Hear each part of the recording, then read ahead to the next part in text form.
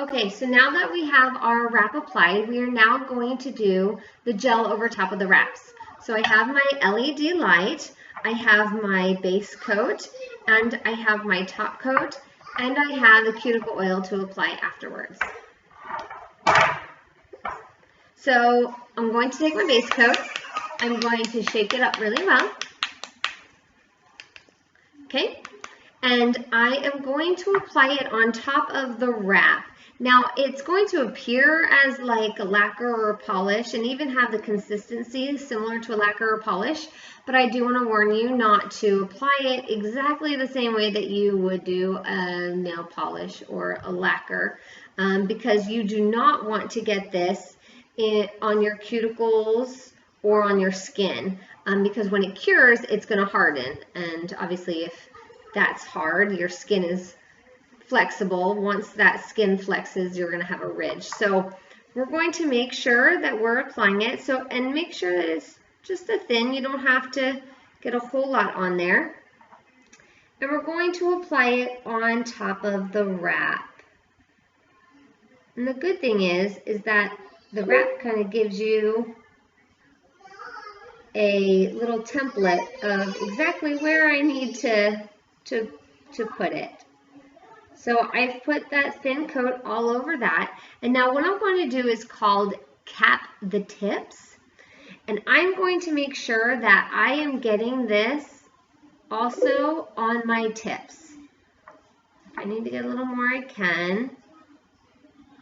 But I'm going to make sure that I have applied this on top of the tip. Okay, and then I'm going to smooth down the top there. Okay.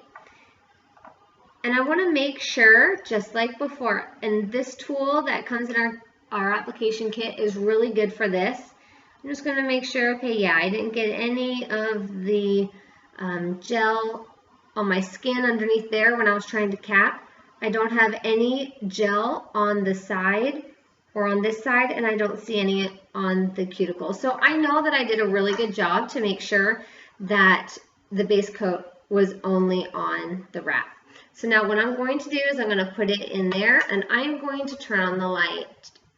This is the LED light, and this is awesome because it's timed. It's going to be 45 seconds, so you don't need to sit here and count, okay, 1, 2, 3, 4, but it will shut off when it's time. So what we're doing right now is we are curing it, and it is a process that will harden the gel. And another tip, just so you know, is I'm keeping my gel on this side of the table and I am not having it next to this, because if I do, I could actually cure the inside of this bottle too. So just a little tip, you don't want to have it open by the LED light. So there we go. It hardened. That is the base coat. So now what I'm going to do is I am going to move to the top coat. I'm going to shake it up really well.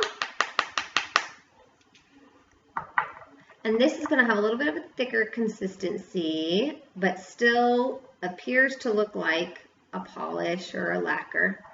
And I'm going to do the exact same thing. I'm going to just do a thin layer, and if it feels like it's just a little too thin, that's fine. You can just dip in again, but it's better to have less than too much.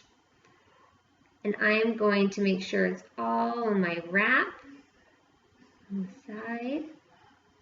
And then I'm going to cap it.